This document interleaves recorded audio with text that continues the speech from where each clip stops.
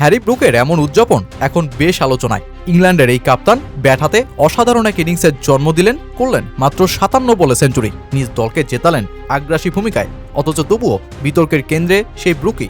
শ্রীলঙ্কার বিপক্ষে যেই ম্যাচে সেঞ্চুরি করতে গিয়ে ইংল্যান্ডের জনপ্রিয় রেসলার স্টোন কোল্ডের জনপ্রিয় বিয়ার স্ম্যাশ অনুকরণ করেন তিনি, আর তারপরই ফের বিতর্কের শিরোনামে উঠে যান হ্যারি ব্রুক।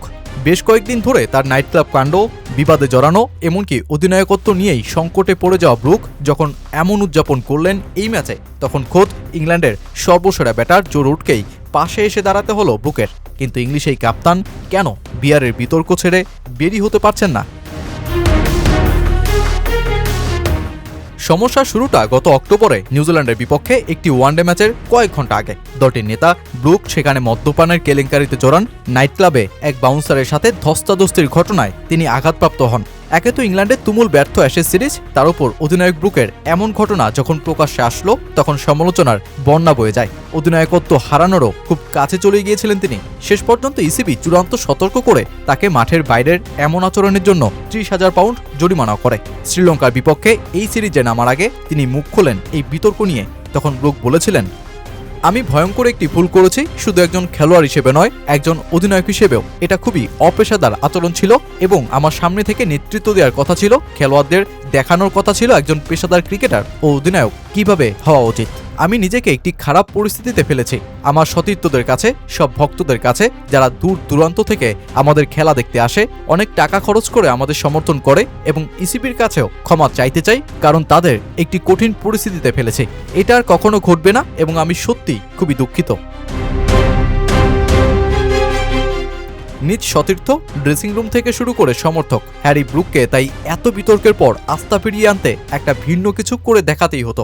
অবশেষে নেতা ব্রুক শ্রীলঙ্কায় তা করেও দেখালেন।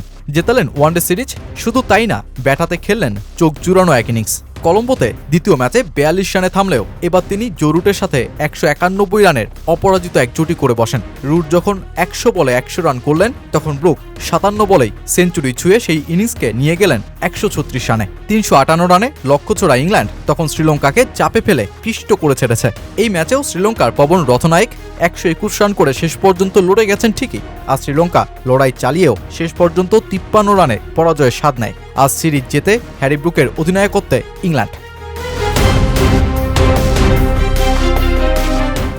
দলের মধ্যমণি সেঞ্চুরি যার নেশা, সেই জো রুট ওয়ানডে ক্রিকেটে 20তম সেঞ্চুরি করে নিজের অর্জনকে শানিত করেছেন ঠিকই, কিন্তু তার বরং কথা বলতে হয়েছে সতীর্থ ও নেতা হ্যারি ব্রুকের বিয়ার স্ম্যাশ উদযাপনকে নিয়েই। রুট বরং বললেন, ব্রুক রসিকতার মাধ্যমে দলে বিশ্বস্ততা অর্জনের জন্যই এমন উদযাপন করেছেন।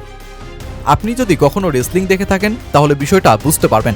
এটা আসলে ওর সেই ভঙ্গি, সেই রসিকতার মাধ্যমে দলে স্বীকৃতি পেতে চায়। এই দিকটাই তাকে একজন দুর্দান্ত নেতা করে তুলবে।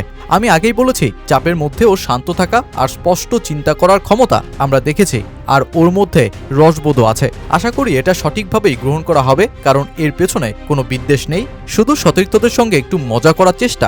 আপনি যখন ম্যাচে এগিয়ে থাকেন তখন শান্ত থাকা সহজ, কিন্তু প্রতিপক্ষ যখন পাল্টা আঘাত আনে তখনও শান্ত থেকে যেভাবে ও পরিস্থিতি সামলেছে, সেটাই আরেকটা উদাহরণ কেন আমি মনে করি সে সাদা বলের ক্রিকেটে অসাধারণ অধিনায়ক হবে। আমার মনে হয় সে বিশ্বাসটা অনেকটাই ফিরে পেয়েছে, অন্তত ড্রেসিং রুমে তো বটেই।